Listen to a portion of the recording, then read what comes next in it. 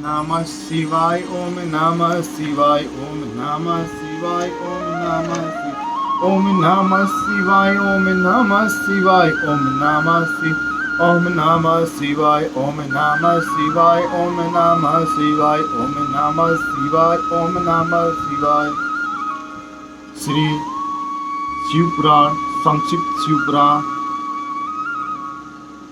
ओम नमः शिवाय ओम नमः शिवाय ओम नमः शिवाय ओम नमः शिवाय ओम नमः शिवाय। रुद्र संहिता पंचम युद्ध खंड।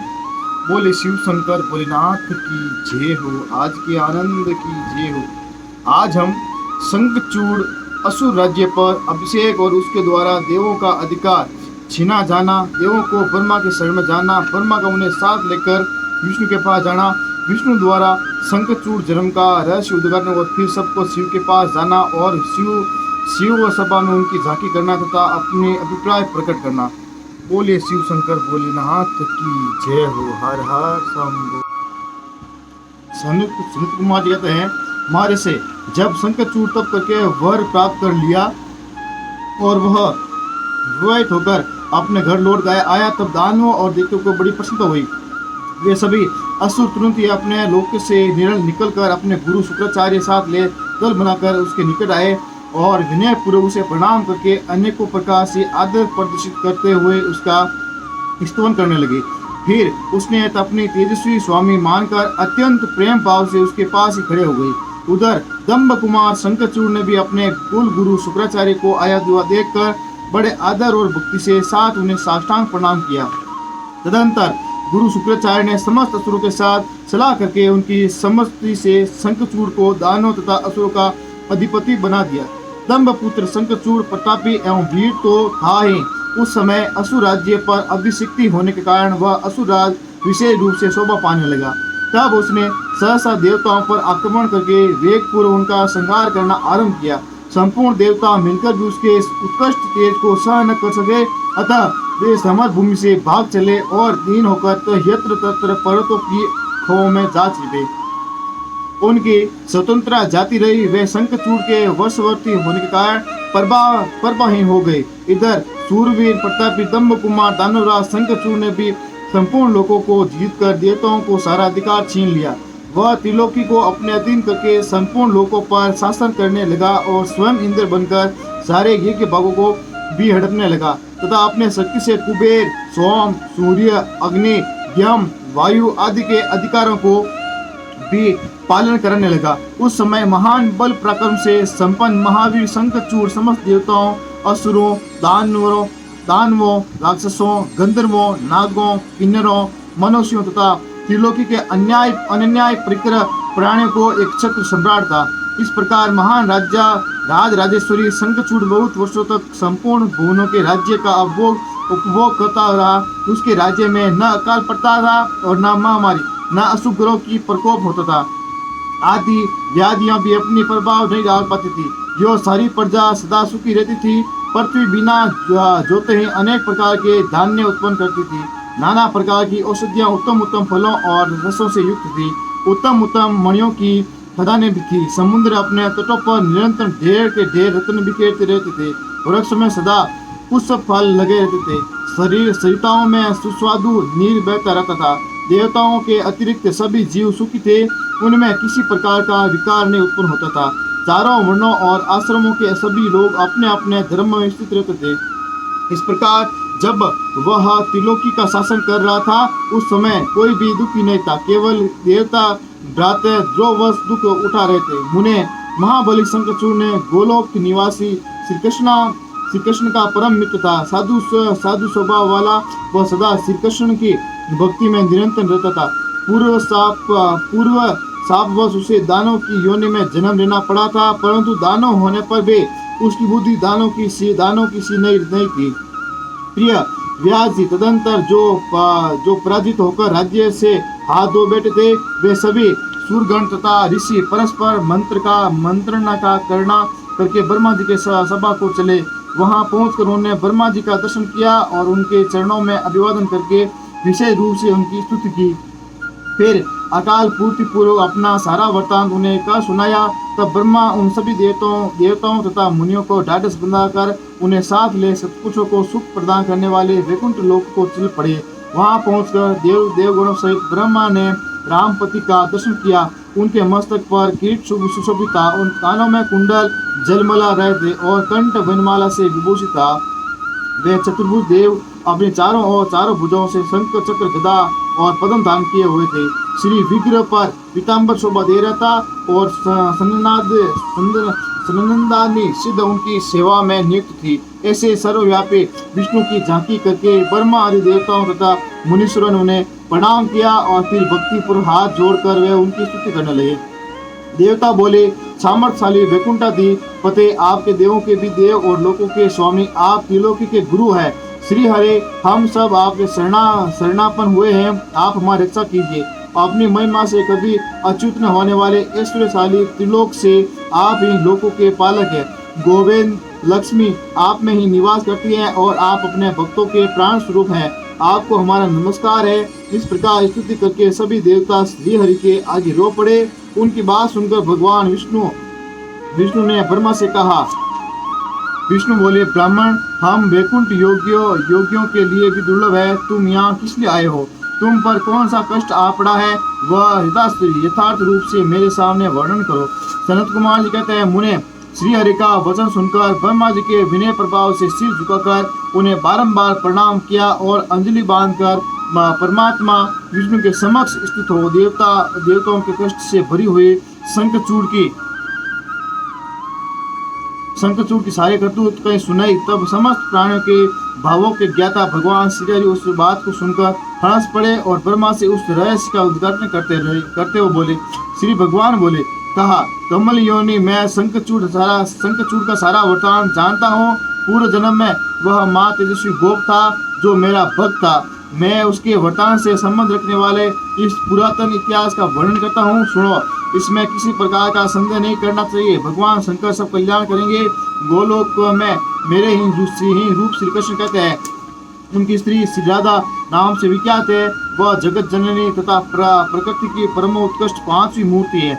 वही वहाँ सुंदर रूप से विहार करने वाली और उनके अंग से उद्भूत बहुत से गोप और गोपियाँ भी वहाँ निवास करती है। वह नित्य राधा कृष्ण का अनुवर्तन करते हुए उत्तम क्रीड़ाओं में तत्पर रहती है।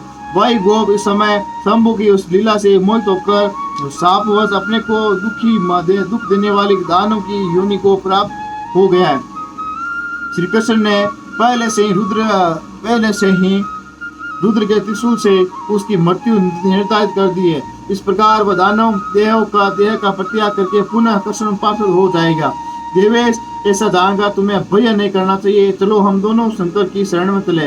वे शीघ्र ही कल्याण का विधान करेंगे। अब हमें तुम्हें तथा समस्त देवों के निर्भय हो जाना चाहिए। सनत कुमार कहते, मुने, यह कहकर ब्रह्मा सहित विष्णु शिवलोक को चले गए। मार्ग में वे मन ही मन भक्तवत्सल सर्वस्व शंभु का स्मरण करते जा रहे थे।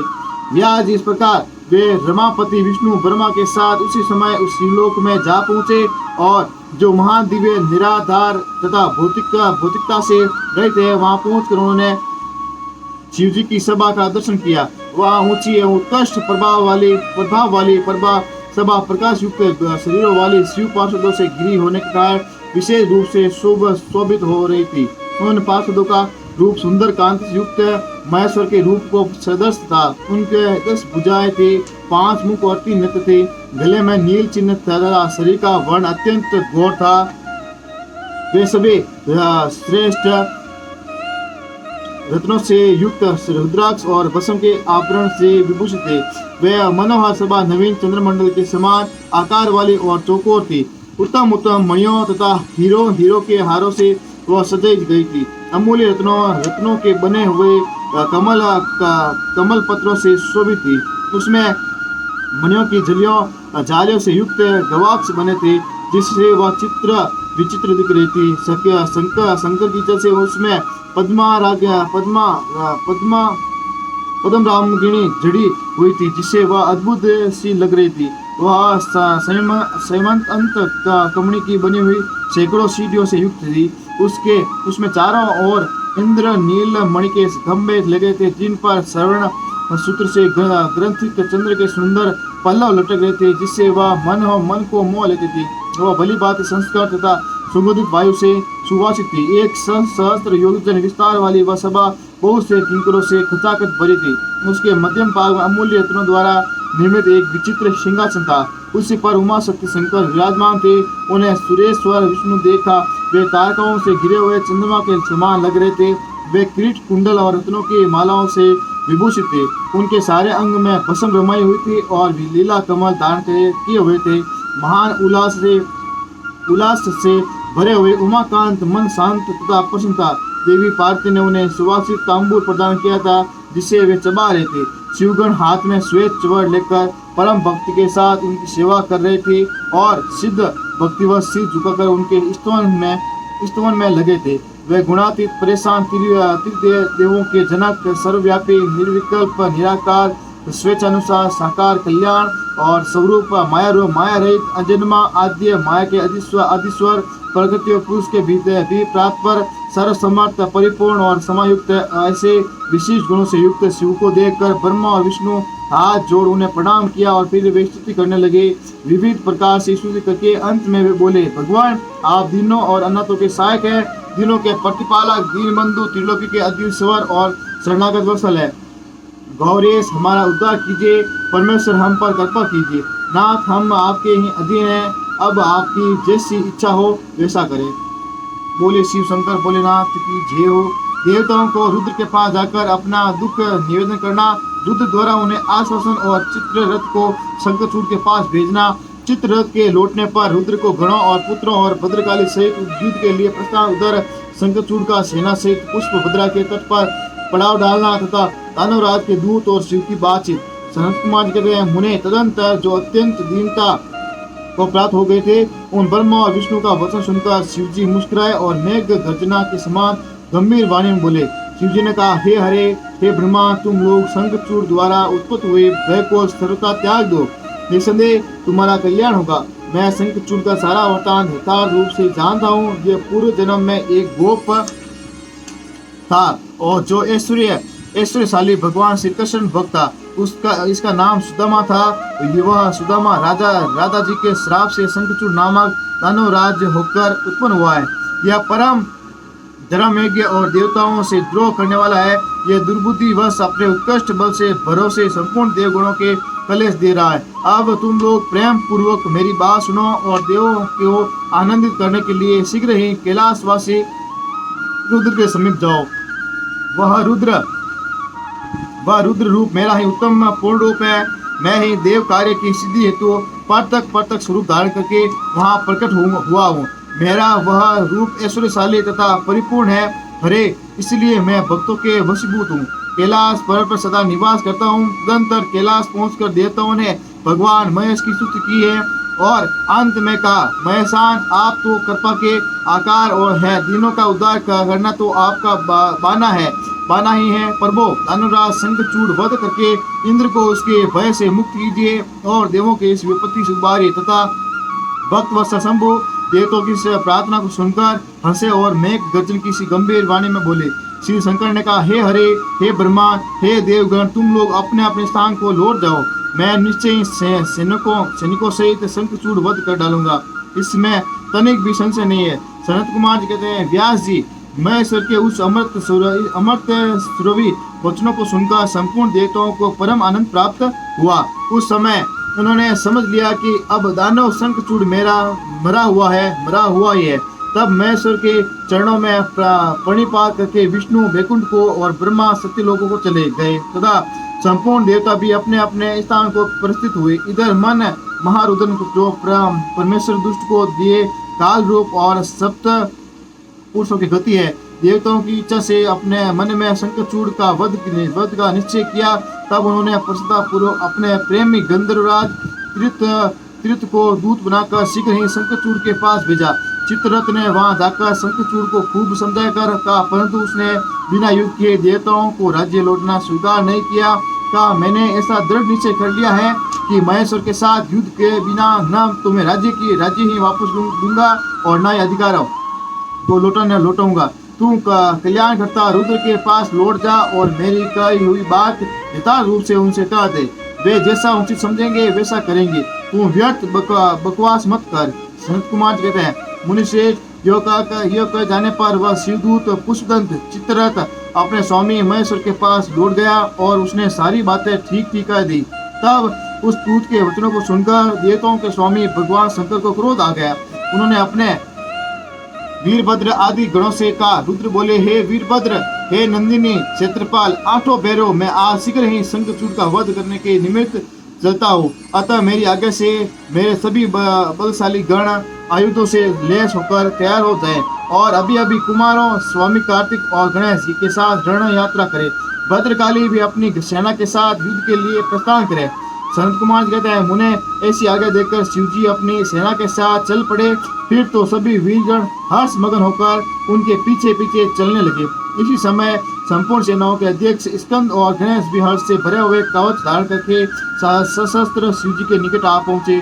फिर वीरभद्र ने नंदी, महाकाल, सुभद्रक, विशालाक्ष, बाण, पिंगलाक्ष, विकम्पन, विरोप, विकटे, मणिभद्र, पास्कल, कपेल, दीर्घदृष्ट, विकार, ताम्रलोचन, कालंकार, वीर बलिभद्र, कालजीवा, कुटिचर, बलवंत, रणश्यालज्ञ, दुर्जय और दुर्गम आदि गणनायक जो प्रधान सेनापति थे शिवजी के साथ चले।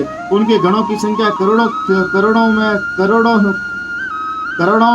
थी। आठों भैरव, एकादश भयंकर रुद्र, आठों वसु इंद्र, 12 आदित्य, अग्नि, चंद्रमा, विश्वकर्मा, दोनों अश्विनी, कुमार, कुबेर, यम, निकटि, नल, कुबर, वायु, वरुण, बुध, मंगल तथा अन्याय ग्रह, पराक्रमी, कामदेव, उग्रदष्ट, उग्रदंड, तौरट तथा कोटब आदि ने भी शीघ्र ही महेश्वर का अनुगमन किया। स्वयं महेश्वरी देवी भद्रकाली भी 100 भुजा धारण करके शिवजी के साथ चली। वे उत्तम रत्नों से बने हुए विमान पर आरूढ़ थी।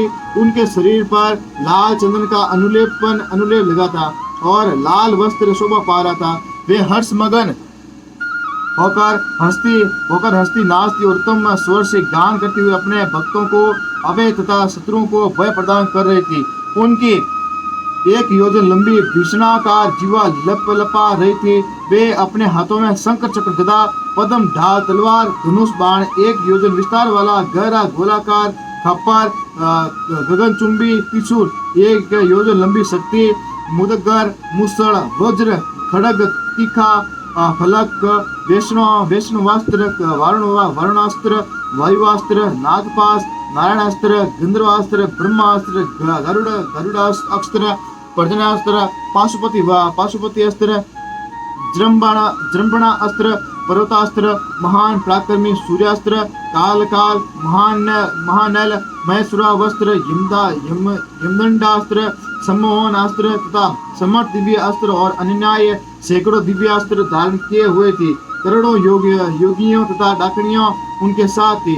फिर भूत, प्रेत, पिशाच, कुष्मांडक, ब्रह्मा राक्षस, वेताल राक्षस, यक्ष और किन्नर आदि से घिरे हुए स्कंद के पिता के पास आकर उन चंद्रशेखरों को प्रणाम किया और उनकी आज्ञा से पार्श्व भाग में स्थित होकर सहायक का स्थान ग्रहण किया।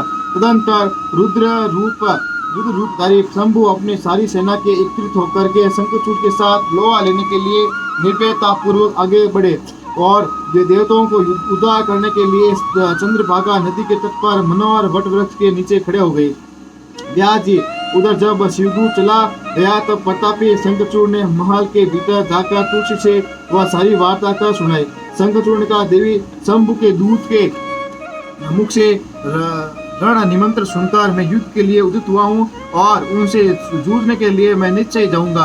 तुम इसके लिए मुझे आज्ञा दो। यो कहकर उस ज्ञानी ने अपनी प्रिया को नाना प्रकार से समझाया। फिर ब्रह्मा मुठ कर प्रातः करते समाप्त किया और पहले नित्य कर्म पूरा करके बहुत सा दान दिया। तत्पश्चात अपने पुत्र को संपूर्ण दानों के राज्य पर अभिषिक्त करके उसे अपनी भार्या, राज्य और सारी संपत्ति समर्पित कर दी। पुनः जब उसकी प्रिय तुलसी रोती हुई उसकी रण यात्रा का निषेध करने लगी तब राजा शंखचूड़ ने नाना प्रकार की कथा कहकर उसे ढाढ़स बनाया। तदंतर उस समादूत दानवराज ने कवच धारण करके युद्ध करने के लिए उदित हो अपने वीर सेनापति को बुलाकर उसे आदेश देते हुए कहा, शंखचूड़ बोला, सेनापति, मेरे सभी वीर और जो संपूर्ण कार्यों में कुशल और समर में शोभा पाने वाले हैं, आज कवच धारण करके युद्ध के लिए प्रस्थान करें। सूरवीर दानवों और दैत्यों की 86 टुकड़ियां तथा बलशाली कंकों की निर्भीक सेना अस्त्र शस्त्र से सुसज्जित होकर नगर से बाहर निकले। करोड़ों प्रकार से पराक्रम प्रकट करने वाले जो असुरों के 50 कुल हैं, वे भी देवों के पक्षपाती शंभु के युद्ध करने के लिए प्रस्तुत हो। मेरी आज्ञा से ब्रह्मोक्ष के 100 कुल भी कवच से विभूषित हो शंभु के साथ लोहा लेने के लिए शीघ्र ही निकले। कालकेयों, मौर्यों, द्रोहदों तथा कालकों को भी मेरी आज्ञा सुना दो कि वे रुद्र के साथ संग्राम करने के लिए रण सामग्री से सुसज्जित हो चले। सनत कुमार कहते हैं, मुने सेनापति को यो आदेश देकर असुरों का राजा महाबली दानवेंद्र शंखचूड़ सहस्त्रों प्रकार की बहुत बड़ी सेनाओं से घिरा हुआ नगर से बाहर निकला। उसका सेनापति भी युद्ध शास्त्र में निपुण, महारथी, महान सूरवीर और रणभूमि में रथियों में अग्रणी था। इस प्रकार युद्ध स्थल में वीरों को भयभीत कर देने वाला वह दानवराज 3 लाख अक्षौहिणी सेनाओं पर शासन करता हुआ शिबरी से बाहर निकला और उत्तमोत्तम रत्नों द्वारा निर्मित विमान पर आरूढ़ हो गुरुजनों को आगे करके युद्ध के लिए चल पड़ा। आगे बढ़ने पर वह पुष्पभद्रा नदी के तट पर सिद्धार्थ आश्रम में जा पहुंचा। वहाँ एक मनोहर वट वृक्ष विराजमान था। वह सिद्धि क्षेत्र, सिद्धों को उत्तम सिद्ध प्रदान करने वाला था। पुण्य क्षेत्र में भारत में वह कपिल का तप स्थान कहलाता था। वह भूभाग पश्चिम समुद्र से पूर्व, मल्य पर्वत से पश्चिम, श्रीशैल से उत्तर और गंधमादन से दक्षिण था। उसकी चौड़ाई 5 योजन और लंबाई 500 योजन थी। भारत के उस भाग में उत्तम पुण्य प्रदान करने वाला तथा युद्ध स्फटिक के समान स्वच्छ जल से परिपूर्ण पुष्पभद्रा और सरस्वती नाम की 2 रमणीय नदियों बहती है। सदा सौभाग्य से संयुक्त रहने वाली लवण सागर की प्रिया भार्या पुष्पभद्रा सरस्वती के साथ हिमालय से निकली और गोमंत पर्वत को बाएं करके पश्चिम समुद्र में जा मिली। वहां पहुंचकर शंखचूड़ ने शिवजी की सेना को मुने उसने पहले शिवजी के पास एक दानवेश्वर को दूत के रूप में भेजा। उसने शिवजी से युद्ध न करने के लिए कहा और शिवजी ने उसे देवताओं को राज्य लौटा देने की बात कही। अंत में महेश्वर ने कहा, दूत, हम किसी का भी पक्ष नहीं लेते, क्योंकि हम तो कभी स्वतंत्र रहते ही नहीं, सदा भक्तों के अधीन रहते हैं और उनकी इच्छा से उन्हीं का कार्य करते रहते हैं। देखो, पूर्व काल में ब्रह्मा की प्रार्थना से पहले प्रलय समुद्र में श्रीहरि और दैत्य श्रेष्ठ मधु केटप भी युद्ध हुआ था। पुनः भक्तों के हितकार उन्हीं श्री विष्णु ने देवताओं की प्रार्थना करने पर प्रहलाद के कारण हिरण्यकश्यप का वध किया था। तुमने यह भी सुना होगा कि पहले जो मैंने त्रिपुरों के साथ युद्ध करके उसे भस्म कर डाला था, वह भी देवों की प्रार्थना पर ही हुआ था। पूर्व काल में सर्वेश्वर जगत जननी का जो शुंभ आदि के साथ युद्ध हुआ था और जिसमें उन्हें उन दैत्यों का वध कर डाला था, अब भी देवताओं का प्रार्थना करने पर ही घटित हुआ था। वे ही सभी देवगण आज भी ब्रह्मा के शरणापन हुए थे। तब वे उन देवताओं और श्रीहरि के साथ मेरी शरण में आए थे। दूत, इस प्रकार ब्रह्मा, विष्णु और देवगणों के प्रार्थना के वशीभूत हो देवों के अधीश्वर होने के कारण मैं भी युद्ध के लिए आया हूँ। तुम भी तो महात्मा श्री कृष्ण के श्रेष्ठ पार्षद हो। अब तक जो दैत्य मारे गए हैं, उनमें से कोई भी तुम्हारा समानता नहीं कर सकता। इसलिए राजन, देव कार्य की सिद्धि के लिए तुम्हारे साथ युद्ध करने में मुझे कौन सी बड़ी लज्जा होगी, अर्थात कुछ नहीं, क्योंकि मैं ईश्वर हूँ और देवताओं ने मुझे विनय पूर्वक भेजा है। अतः तुम जाओ और शंखचूड़ से मेरी बात कर दो। वह जैसा उचित समझेगा वैसा करेंगे। मुझे तो देवताओं का कार्य करना ही है। यो कहकर कल्याण करता महेश्वर चुप हो गए। तब शंखचूड़ वहाँ दूत उठा और उसके पास चल दिया। बोले शिव शंकर भोलेनाथ की जय हो। देवताओं और दानों का युद्ध, शंखचूड़ साथ वीरभद्र का संग्राम, पुनः उनके साथ भद्रकाली का भयंकर युद्ध करना और आकाशवाणी सुनकर निवृत्त होना। शिवजी की शंखचूड़ के साथ युद्ध और आकाशवाणी सुनकर युद्ध से निवृत्त हो विष्णु को प्रेरित करना। विष्णु द्वारा शंखचूड़ के कवच और तुलसी के शील का अपहरण, फिर रुद्र के हाथों त्रिशूल द्वारा शंखचूड़ का वध, शंख उत्पत्ति का कथन। सनत कुमार कहते हैं, महर्षि, जब उस दूत ने शंखचूड़ के पास जाकर विस्तार पूर्वक शिव जी का वचन का सुनाया तथा तत्वतः उनके हितार्थ निश्चय को भी प्रकट किया। तब उसे सुनकर प्रतापी दानव राज शंखचूड़ ने भी परम प्रसन्नता पूर्वक युद्ध को ही अंगीकार किया। फिर तो वह तुरंत ही मंत्रियों सहित रथ पर जा बैठा और उसे अपनी सेना के शंकर के साथ युद्ध करने के लिए आदेश दिया। इधर अखिलेश्वर शिवजी ने भी तत्काल ही अपनी सेना को तथा देवों को आगे बढ़ने की आज्ञा दी और स्वयं भी लीलावश युद्ध के लिए सनंद हो गए। फिर तो शीघ्र ही युद्ध आरंभ हो गया। उस समय नाना प्रकार के रणवाद्य बजने लगे, वीरों के शब्द और कोलाहल चारों ओर गूंज उठे।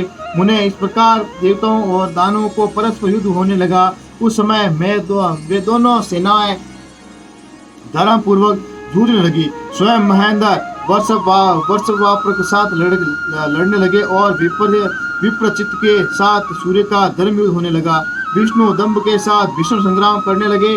कालासुर से काल, गोकर्ण से अग्नि, काल के से कुबेर, मय से विश्वकर्मा, भयंकर से मृत्यु, संगार से यम, काला अंबिकर से वरुण, चंद्र से वायु, गढ़प्रद से बुध, रक्ताक्ष से शनैश्चर, रत्न संसार से जयंत और वर्षागणों से वसुगण, दोनों दीप्तिमानों से दोनों अश्विन कुमार, धूम से नलकुबर, धुरंधर से धर्म, गणकाक से मंगल और शोभाकर से वैश्वानर, पिपिट से मनवंत, गोकामुख से चूर्ण, खड़ग द्रुम, संहल, प्रतापर, विश्व और पलाश नाम असुरों के 12 आदित्य धर्म पूर्वक लोहा लेने लगे। इस प्रकार शिव की सहायता के लिए आए हुए अमरों का असुरों का साथ युद्ध होने लगा। 11 महारुद्र महान बल पराक्रम में संपन्न 11 भयंकर असुर वीरों से भिड़ गए। उग्र और चंड आदि के साथ महामणि राहु के साथ चंद्रमा और शुक्राचार्य के साथ बृहस्पति धर्म युद्ध करने लगे। इस प्रकार उस महायुद्ध में नंदीश्वर आदि सभी शिवगण श्रेष्ठ दानवों के साथ संग्राम करने लगे। विस्तार भय से उनका पटक वर्णन नहीं किया गया। मुने उस समय सारी सेनाएं निरंतर युद्ध में व्यस्त थी और शंभु काल्य सुत के साथ वट वृक्ष के नीचे विराजमान थे। उधर शंखचूड़ भी रत्नाभरणों से विभूषित हो करोड़ों दानवों के साथ रमणीय रत्न सिंहासन पर बैठा हुआ था। फिर देवताओं ने तथा असुरों में चिरकाल अत्यंत भयानक युद्ध होता रहा।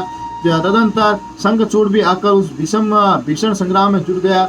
इसी बीच महाबली वीरभद्र समर भूमि में बलशाली शंखचूड़ से जा भिड़ा। उस युद्ध में दानवराज ने जिन जिन अस्त्रों की वर्षा करता था उनको वीरभद्र खेल में अपने बाणों से काट डालते थे। ब्याजी इसी समय देवी भद्रकाली ने समर भूमि में जाकर बड़ा भयंकर सिंहनाद किया। उनके उस शब्द को सुनकर सभी दानव मूर्छित हो गए। उस समय देवी ने बारंबार अट्टहास किया और मधुपान करके वे रण के मुहाने पर नृत्य करने लगे। उनके साथ ही उग्रदंडा और कोटवी ने भी मधुपान किया तथा अन्य देवियों ने भी खूब मधु पीकर युद्ध स्थल में नाचना आरंभ किया। उस समय शिवगणों तथा देवों के दलों में महान कोलाहल मच गया। सारा सूर्य समुदाय बहुत प्रकार से गर्जना करता हुआ हर्षमगन हो गया।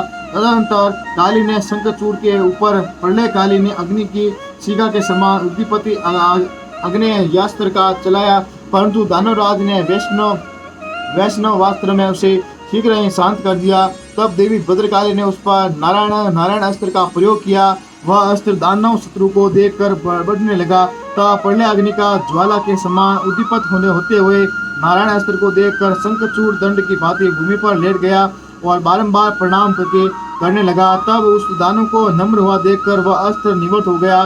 तत्पश्चात देवी ने उस पर मंत्र पूर्वक ब्रह्मास्त्र छोड़ा।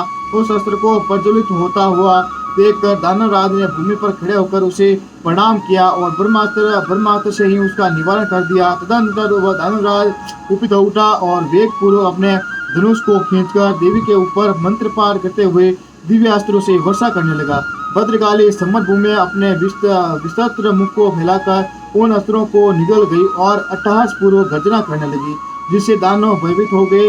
वह शंखचूड़ ने काली के ऊपर 100 योजन लंबे शक्ति से वार किया, परंतु देवी ने अपने दिव्यास्त्र समूह से उसके 100 टुकड़े कर दिए। उन दोनों में चिरकाल युद्ध होता रहा और सभी देवता तथा दानव दर्शक बनकर उसे देखते रहे। अंत में देवी ने महान कोपावेश में उस पर विवेकपूर्वक मुष्टि प्रहार किया। उसकी चोट से वह दानवराज चक्कर काटने लगा और उसी क्षण मूर्छित हो गया। फिर अक्षण भर में ही उसकी चेतना लौट आई और वह उठ खड़ा हुआ, परंतु उस प्रतापी ने मात्र बुद्धि होने के कारण देवी के साथ बाहुयुद्ध नहीं किया। तब देवी ने उस दानव को पकड़कर उसे बारंबार घुमाया और बड़े क्रोध से वेग पूर्वक ऊपर को उछाल दिया। प्रतापी शंखचूड़ से वेग से ऊपर को उछला हुआ पृथ्वी पर गिरकर पुनः उठ खड़ा हुआ। उस महायुद्ध में वह तनिक भी भ्रांत नहीं हुआ था, बल्कि उसका मन प्रसन्न था। तत्पश्चात वह भद्रकाली को प्रणाम करके बहुमूल्य रत्नों द्वारा निर्मित अपने परम मनोहर विमान पर जा बैठा। इधर कालिका भूख से वेल होकर दानवों को रक्तपान करने लगी। इसी अवसर पर वहां यो आकाशवाणी हुई, ईश्वरी अबे रणभूमि में सिंहनाद करने वाले 1.5 लाख दानवेंद्र और बचे हैं। ये बड़े बड़े उद्युत है, अतः तुम इन्हें अपना आहार बना लो। परंतु देवी, संग्राम में दानवराज शंखचूड़ को मारने के लिए मन मत दौड़ाओ, क्योंकि यह तुम्हारे लिए अवैध है, ऐसा निश्चय समझो। आकाशवाणी द्वारा कहे हुए वचनों को सुनकर देवी भद्रकाली ने बहुत से दानवों को मांस भक्षण करके उनका रक्तपान किया और फिर वे शिवजी के निकट चली गई। वहां उन्होंने पूर्व पर के कर्म से सारा युद्ध वृतांत कर सुनाया। व्यास जी ने पूछा, महान बुद्धिमान संत कुमार जी, काली का वह कथन सुनकर महेश्वर ने उस समय क्या कहा और कौन सा कार्य उसे आप वर्णन करने की कृपा करें, क्योंकि मेरे मन में उसे सुनने की प्रबल उत्कंठा जाग उठी है। संत कुमार जी बोले, मुने, शंभु तो जीवों के कल्याण करता परमेश्वर और बड़े बड़े लीला विहार है। वे काली द्वारा कहे हुए वचनों को सुनकर उन्हें आश्वासन देते हुए हंसने लगे। तदंतर आकाशवाणी को सुनकर तत्व ज्ञान विशारद स्वयं शंकर अपने गणों के साथ समरभूमि को ओर चले गए। उस समय वे महावर्षभ नंदीश्वर सवार थे और उन्हीं के समान पराक्रमी वीरभद्र, भैरव और क्षेत्रपाल आदि उनके साथ थे। रणभूमि में पहुंचकर महेश्वर ने वीर रूप धारण किया और उस रुद्र की बड़ी शोभा हो रही थी और वे मूर्तिमान काल से दिख रहे थे। जब शंखचूड़ की दृष्टि शिवजी पर पड़ी, तब वह विमान से उतरकर पड़ा और परम भक्ति के साथ दंड की भांति पृथ्वी पर लौटकर उसने सिर के बल उन्हें प्रणाम किया। इस प्रकार नमस्कार करने के पश्चात वह तुरंत ही अपने विमान पर जा बैठा और कवच धारण करके अपने धनुष बाण उठाया। फिर तो दोनों ओर से बाणों की झड़ी लग गई। जो व्यर्थी बाण वर्षा करने वाले शिव और शंखचूड़ का वह उग्र युद्ध सैकड़ों वर्षों तक चलता रहा। अंत में युद्ध स्थल में शंखचूड़ का वध करने के लिए महाबली महेश्वर ने सहसा अपना वह त्रिशूल उठाया, जिसका निवारण करना बड़े बड़े तेजस्वियों से लिए भी अशक्य है। तब तत्काल ही उसका निषेध करने के लिए यो आकाशवाणी हुई, शंकर, मेरी प्रार्थना सुनिए और इस समय त्रिशूल को मत चलाइए। यदि आप क्षण मात्र में पूरे ब्रह्मांड को विनाश करने में सर्वथा समर्थ है, फिर अकेले दानव शंखचूड़ की तो बात ही क्या है। तथापि आप स्वामी के द्वारा देव मर्यादा का विनाश नहीं होना चाहिए। महादेव, आप उस देव मर्यादा को सुनिए और उसे सत्य एवं सफल बनाइए। वह देव मर्यादा यह है कि जब तक इस शंखचूड़ के हाथ में श्री हरि का परम उग्र कवच वर्तमान रहेगा और इसकी पतिव्रता पत्नी तुलसी का सतीत्व अखंडित हो रहेगा, तब तक इस पर जरा और मृत्यु अपना प्रभाव नहीं डाल सकेगी। अतः जगदीश्वर शंकर ब्रह्मा के इस वचन को सत्य कीजिए। वह सत्पुरुषों के असली स्वरूप व शिवजी ने उस आकाशवाणी को सुनकर तथास्तु कहकर उसे स्वीकार कर लिया और विष्णु को उस कार्य के लिए प्रेरित किया। फिर तो शिवजी के उस इच्छा से विष्णु वहां से चल पड़े। वे तो मायावी ही श्रेष्ठ मायावी ठहरे। अतः उन्होंने एक वर्द ब्राह्मण का वेश धारण किया और शंखचूड़ के निकट जाकर उससे जो कहा। वर्द ब्राह्मण बोले, दानवेंद्र, इस समय मैं याचक होकर तुम्हारे पास आया हूँ, तुम मुझे भिक्षा दो। दीनवत्सल, अभी मैं अपने मनोरथ को प्रकट नहीं करूंगा। जब तुम देना स्वीकार कर लोगे, तब पीछे मैं उसे बताऊंगा और तब तुम उसे पूर्ण करना। ब्राह्मण की बात सुनकर राजेंद्र शंखचूड़ मुख और नेत्र प्रसन्नता से खिल उठे। जब उसने ओम कहकर उसे स्वीकार कर लिया, तब ब्राह्मण ने छल पूर्वक कहा, मैं तुम्हारा कवच चाहता हूँ। यह सुनकर ऐश्वर्यशाली दानुराज शंखचूड़ जो ब्राह्मण भक्त और सत्यवत था, वह दिव्य कवच जो उसे प्राण के समान था ब्राह्मण को दे दिया। इस प्रकार श्रीहरि ने माया द्वारा उसे वह कवच ले लिया और फिर शंखचूड़ का रूप धारण करके वे तुलसी के पास गए। तुलसी के पास पहुंचे और वहां जाकर उस सबके आत्मा एवं तुलसी के नित्य स्वामी श्रीहरि ने शंखचूड़ रूप से उसके शील का हरण कर लिया। इसी समय विष्णु भगवान ने शंभु से अपनी सारी बात कर सुनाई। तब शिवजी ने शंखचूड़ से वध के निमित्त अपना उदिपात त्रिशूल हाथ में लिया। परमात्मा शंकर का वह विजय नामक त्रिशूल अपने उत्कृष्ट प्रभाव बिखेर रहा था। उससे सारी दिशाएं, पृथ्वी और आकाश प्रकाशित हो उठे। वह मध्याह्न काल की करोड़ों सूर्य के तथा प्रलय अग्नि के शिखा के समान चमकीला था। उसके निवारण पर करना संभव था। वह दुर्धर्ष से कभी व्यर्थ न होने वाला और शत्रुओं को संहार था। वह तेजों का अत्यंत उग्र समूह, संपूर्ण शस्त्रों का सहायक, भयंकर और सारे देवताओं तथा असुरों के लिए दुष्ट था। वह एक ही स्थान पर ऐसा दमक कर रहा था मानो लीला का आश्रय लेकर संपूर्ण ब्रह्मांड का संहार करने के लिए उदित हो। उसकी लंबाई 1000 धनुष और चौड़ाई 100 हाथ थी। उसी जीव ब्रह्मा स्वरूप सूर्य का किसी के द्वारा निर्माण नहीं हुआ था। उसका रूप नित्य था। आकाश में चक्कर काटता हुआ वह त्रिशूल शिवजी के आगे से शंखचूड़ के ऊपर गिरा और उसे उसी क्षण उसके राख की ढेरी बना दिया। विप्र महेश्वर का वह शूल मन के समान वेगशाली था। वह शीघ्र ही अपना कार्य पूर्ण करके शंकर के पास आ पहुंचा और फिर आकाश मार्ग से चला गया।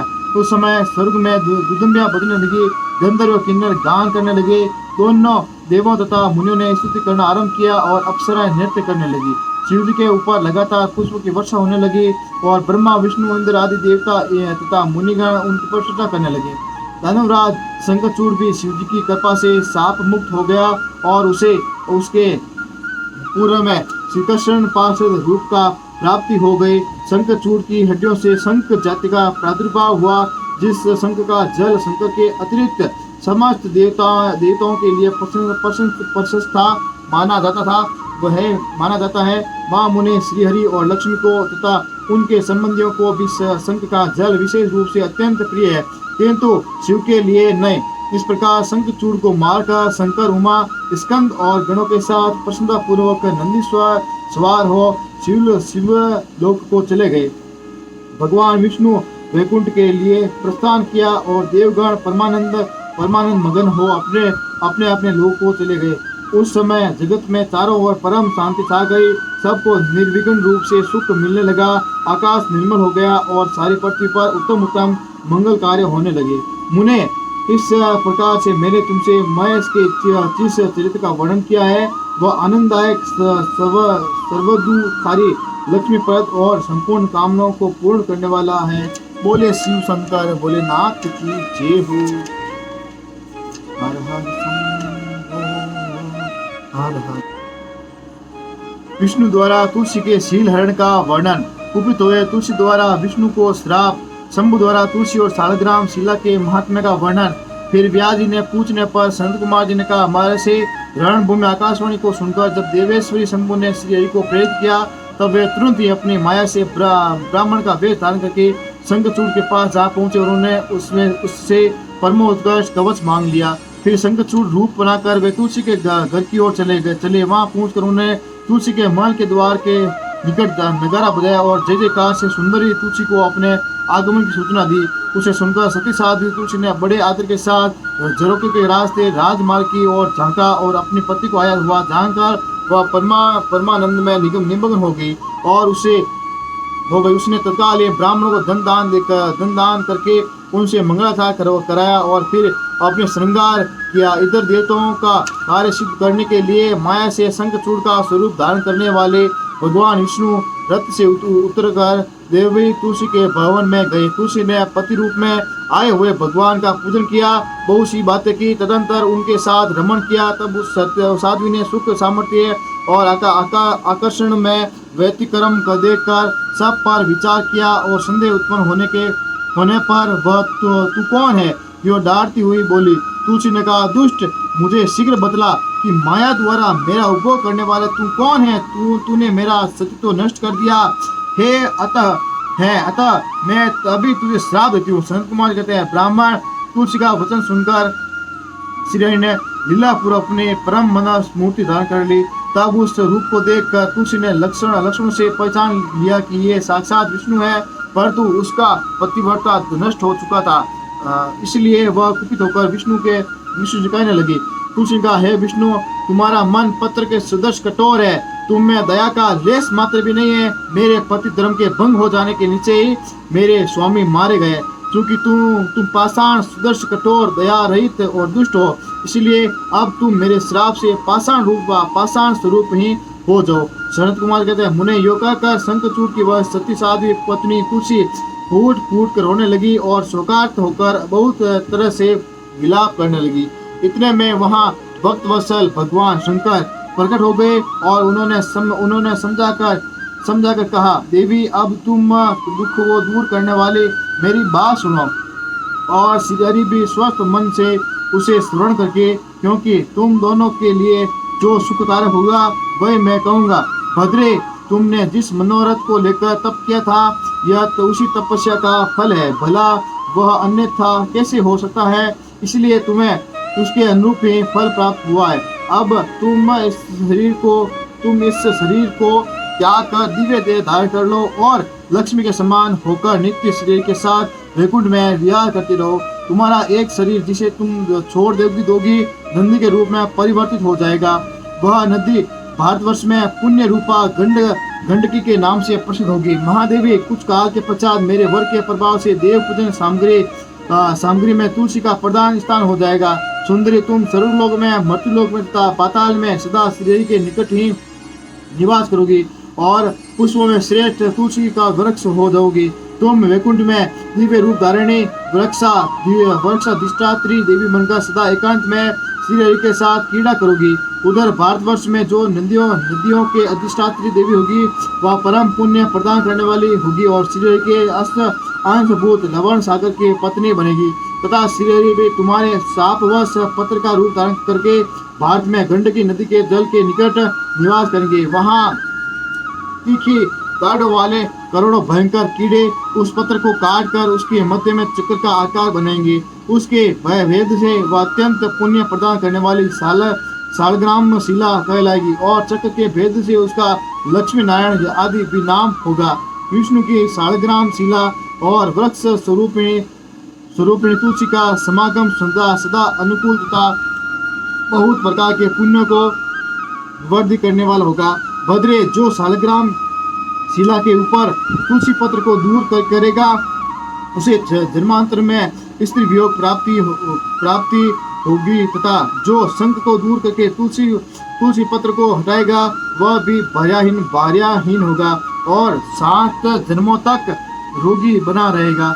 जो महाअज्ञानी पुरुष सालिग्राम शिला तुलसी और शंख को एक तरफ रखकर उनकी रक्षा करता है, वह श्री हरि का प्यारा होता है। संत कुमार जी कहते हैं, व्यास जी इस प्रकार कहकर शंकर जी ने उस समय सालिग्राम शिला और तुलसी के परम पुण्य दायक महात्म्य वर्णन किया। तत्पश्चात वह श्री हरि को तथा तुलसी को आनंदित करके अंतर्ध्यान हो गए। इस प्रकार सदा सत्पुरुषों का कल्याण करने वाले शंभु अपने स्थान को चले गए। इधर शंभु का कथन सुनकर तुलसी को बड़े प्रसन्न हुए। उसने अपने उस शरीर का परित्याग करके दिव्य रूप धारण कर लिया। तब कमलापति विष्णु तुलसी साथ लेकर वैकुंठ को चले गए। उसके छोड़े हुए शरीर से गंडकी नदी प्रकट हो गई और भगवान अच्युत भी उसके तट पर मनुष्य को पुण्य प्रदान करने वाले शिला के रूप में परिणित हो गए।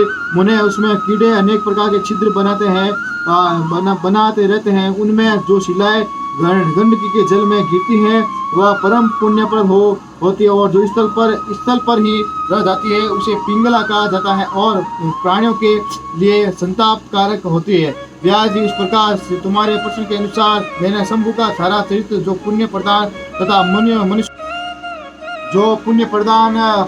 तथा मनुष्य की सारी कामनाओं को पूर्ण करने वाला है, तुम्हें सुना दिया। यह पुण्य आख्यान जो विष्णु के महात्म्य के संयुक्त तथा भोग और मोक्ष का प्रदाता है, तुमसे वर्णन कर दिया। अब और क्या सुनना चाहती हो? बोले शिव शंकर भोलेनाथ।